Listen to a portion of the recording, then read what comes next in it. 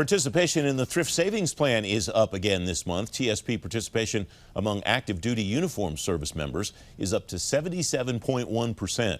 Kim Weaver's Director of External Affairs at the Federal Retirement Thrift Investment Board. That's a big number, Kim. That came from, pretty much zero when you started the blended retirement a while back. What's the reason behind that increase, do you think?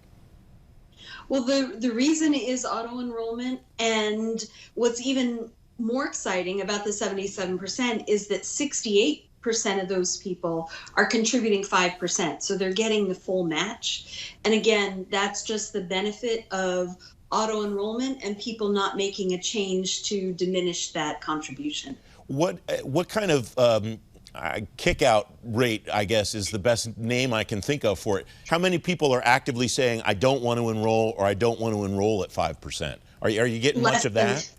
Less than 1% of, and I can't segregate that to just uniform services, but across our population, less than 1% opt out. That was the intent of the legislation originally, wasn't it? To get people to get in, stay in, and get that match, correct?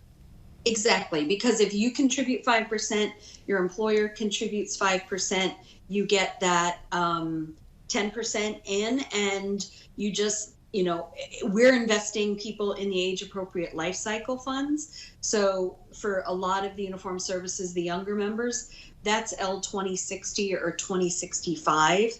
And if they just put in 10% and let it keep accruing, that's what the benefit of compounding interest, and it will serve them well.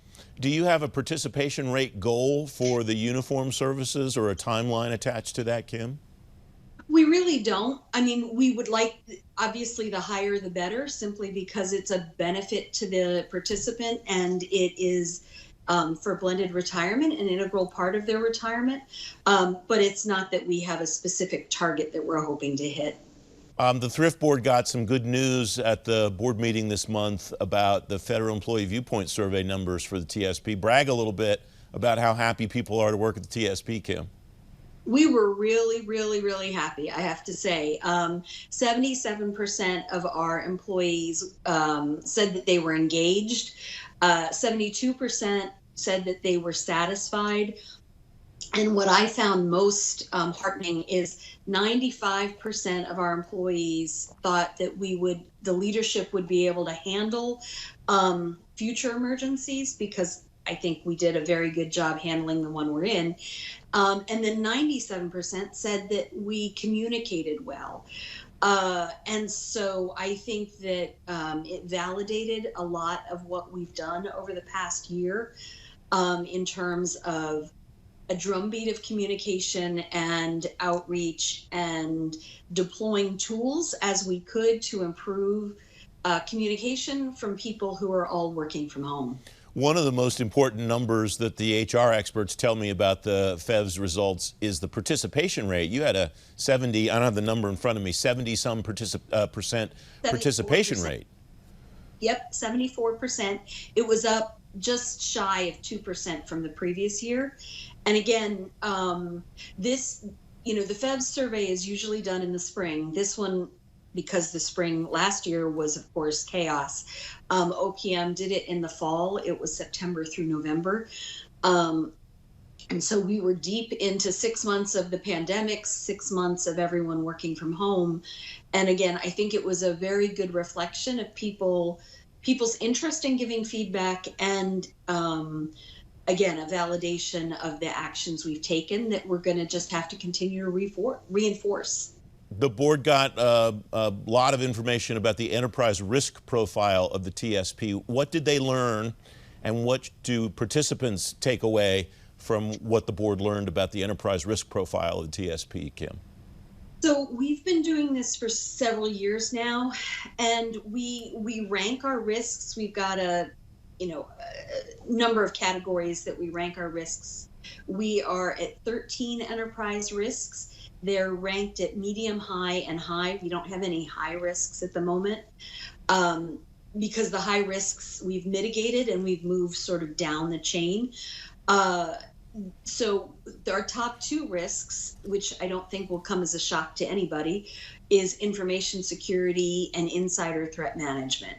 And so what we do is we develop a risk treatment plan on how to mitigate those risks.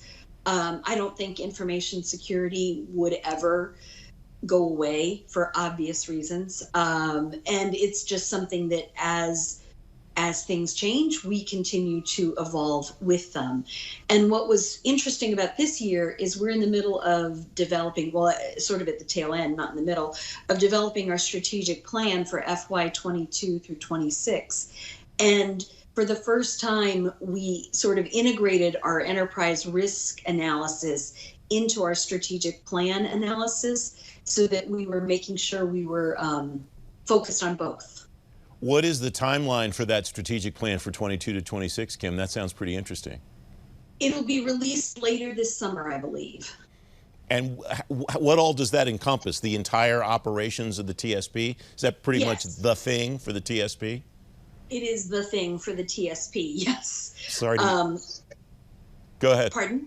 No, go ahead. It outlines what we're going to do in terms. So it outlines our goals, and we're very much trying to work in an outcome-oriented mind frame, which is different than just saying we want X%, right? We're trying to get away from just measuring something and saying the outcome and pushing toward an outcome. And so the outcomes are things like the participants are confident in their retirement savings. Participants have the tools that will allow them to get there is sort of the measure for that outcome. And that's what we're working through right now. Kim Weaver, thanks very much as always. Thank you, Francis.